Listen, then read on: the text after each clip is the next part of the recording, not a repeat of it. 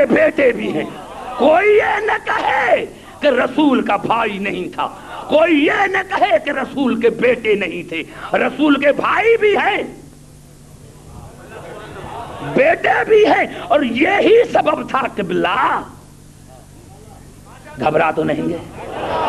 بیٹے بھی ہیں, بھائی بھی ہے, بیٹی بھی ہے, اور یہی سبب تھا, یہی سبب تھا کہ جب یہ چادر میں آئے,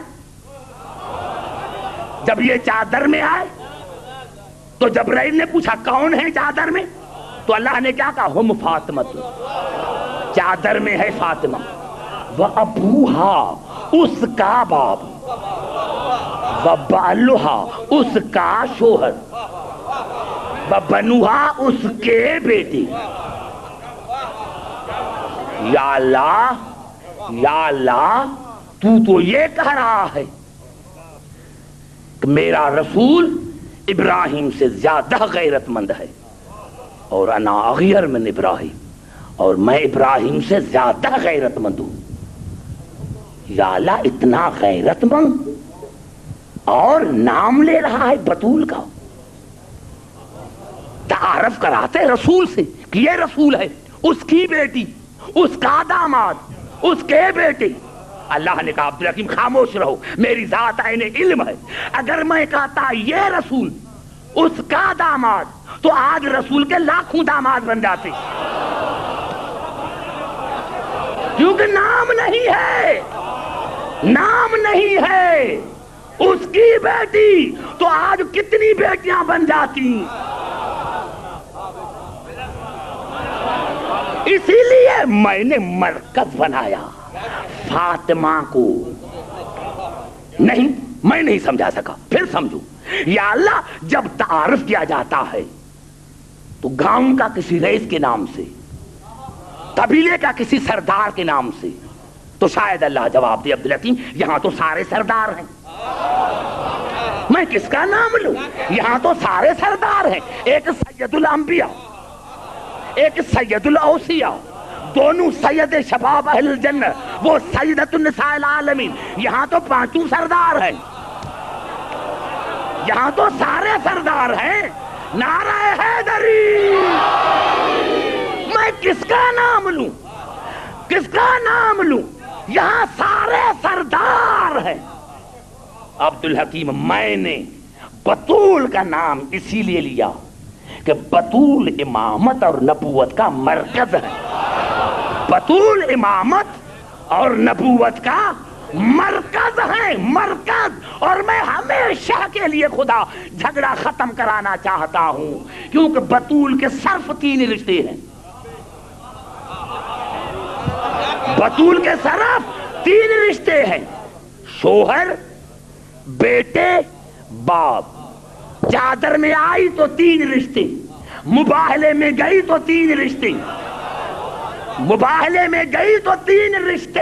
یہ ہے نبوت اور امامت کا مرکز. میں نے مرکز بنا کے, خدا نے ہمیشہ کے لیے کہا کہ میں جھگڑا ختم کرانا چاہتا ہوں کہ بطول کے ہیں 3 رشتے, باپ, بیٹے, شوہر, اور یہ ہے نبوت اور امامت کا مرکز.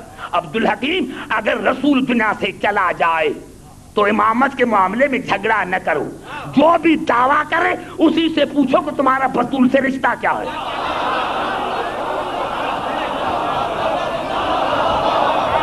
بڑا جملہ میں نے کہا, سمجھ میں آئی بات میرے دوستو. رسول دنیا سے چلا جائے تو جھگڑا کیوں کرتے ہو؟ جو بھی دعویٰ کرے کہ میں رسول کا وارث, تو اسی سے پوچھو کہ تمہارا بطول سے کیا رشتہ ہے, کیونکہ بطول کے تھے 3 رشتے, باپ تو چلا گیا, اب رشتے بتے 2, یا شوہر یا بیٹے. اب دیکھو جا دعویٰ کر رہا ہے وہ کون ہے. اگر ان دونوں رشتوں میں سے نہیں تو سمجھنا وہ جھوٹا ہے. یہی تو سبب ہے, یہی سبب ہے. میں آپ کو زیادہ تکلیف نہیں دینا چاہتا. یہی تو سبب ہے کہ علامہ الحموینی نے اپنی کتاب فرائض الصمدین میں لکھا, فَإِذَا خَرَجَ أَشْرَقَتِ الْأَرْضُ بِنُورِ رَبِّهَا, جب امام آئے گا تو زمین اس کے نور سے جگمگا اٹھے گی.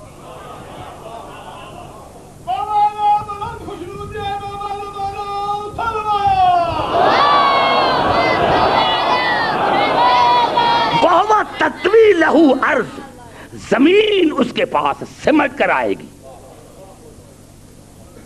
توجہ، زمین اس کے پاس سمٹ کر آئے گی، زمین اس کے پاس سمٹ کر آئے گی.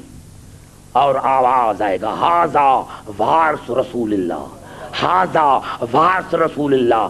دنیا اس ندا والے سے پوچھے گی آپ کو کیسے پتا چلا کہ یہ ہے وارث؟ یہ ہے علامہ الحموینی فرائض الصمتین میں. تو وہ ندا دینے والے کہے گا ولا یکون لہو ذل، دیکھتے نہیں ہو کہ اس کو سایہ نہیں. کتنا بڑا جملہ میں نے کہا، دیکھتے نہیں ہو کہ اس کو سایہ نہیں. ارے سایہ نہ ہونے سے پتا چلا کہ رسول کو بھی سایہ نہیں، وارث بھی وہ ہو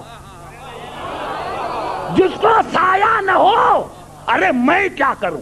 فرائض الصمتین میں علامہ الحموینی نے پھر لکھا کہ رسول کو سایہ نہیں تھا، وارث بھی وہ ہو جس کو سایہ نہیں.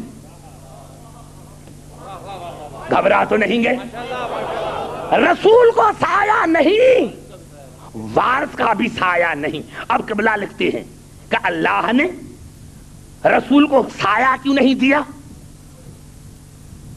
کہا سایہ اصل کی نقل کرتا ہے.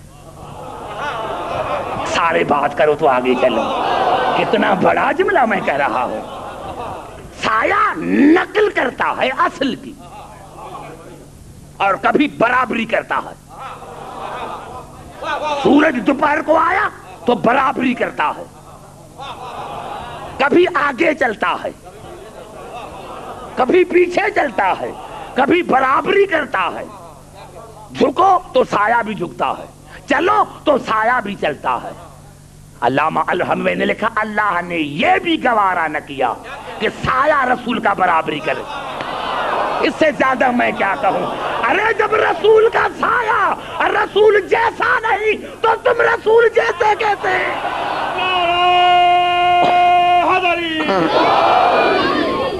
سمجھ میں آئی بات عزیزان محترم نوجوانوں؟